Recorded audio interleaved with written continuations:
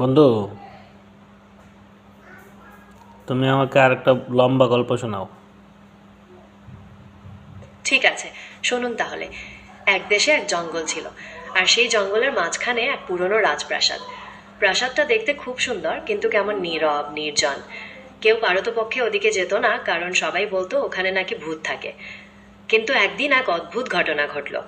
শহরের এক দুঃসাহসী তরুণ, নাম তার রাজন, সে তার বন্ধুদের সাথে বাজি ধরলো যে সে রাজপ্রাসাদে এক রাত থাকবে। বন্ধুরা খুব বারণ করলো, কিন্তু রাজন শুনল না। সন্ধেবেলা রাজন একটা টর্চ, কিছু খাবার আর জল নিয়ে রাজপ্রাসাদের দিকে রওনা দিল। জঙ্গলের পথটা খুব গভীর, গা ছমছমে। রাজন যখন প্রাসাদের সামনে পৌঁছালো তখন রাত হয়ে গেছে।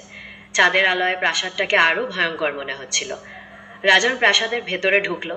ভেতরে ধুলো আর মাকড়সার জালে ভর্তি। টর্চের আলোয় ও ঘরগুলো ঘুরে দেখতে লাগলো। হঠাৎ মনে হলো পিছন থেকে কেউ ফিসফিস করে কথা বলছে। রাজন চমকে উঠল, কিন্তু কাউকেও দেখতে পেল না। ভয়ঙ্কর ভয়ে রাজনের গা শিউরে উঠল।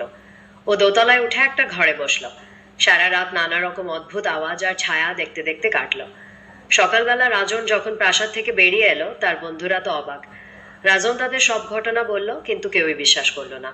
কেবল তার এক বন্ধু, নাম যা সমীর, সে রাজনের কথাগুলো বিশ্বাস করলো আর মনে মনে ঠিক করলো সে একদিন নিজেই রহস্যের সমাধান করবে। কেমন লাগলো গল্পটা? রহস্যটা কি জানতে চান? হ্যাঁ, গল্প তো শেষ করলে না, জানতে চাই। তাহলে রহস্যের সমাধানটা শুনুন। রাজন তো খুব ভয় পেয়েছিল, কিন্তু সমীর যখন কয়েকদিন পর একা প্রাসাদে গেল, সে টর্চের আলোয় ভালো করে দেখলো ফিসফিসানি শব্দটা আসলে ছিল বাতাস, পুরনো দরজার ফাঁক দিয়ে ঢোকার সময় তৈরি হচ্ছিল। আর যে ছায়াগুলো দেখেছিল সেগুলো ছিল গাছের পাতার ছায়া, চাঁদের আলোয় প্রাসাদের দেয়ালে অদ্ভুত সব নকশা তৈরি করছিল।